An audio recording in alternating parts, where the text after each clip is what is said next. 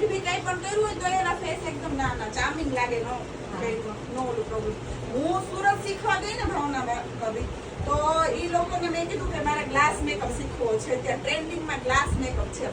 તો કે ઈ makeup only for જેની સ્કિન સારી ને સરસ હોય ને એની ઉપર જ થાય.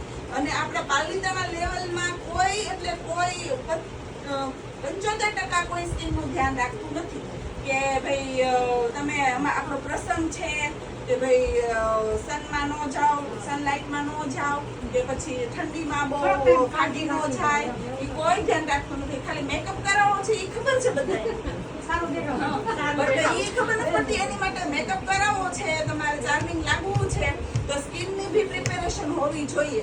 બરાબર, તમારે પોતાનું ધ્યાન નથી સ્કિન સારી હોય વધારે સારો લુક આવે ને. ઈ અમુક ને જો એવું નથી કે બધાનો મેકઅપ સારો જ થાય.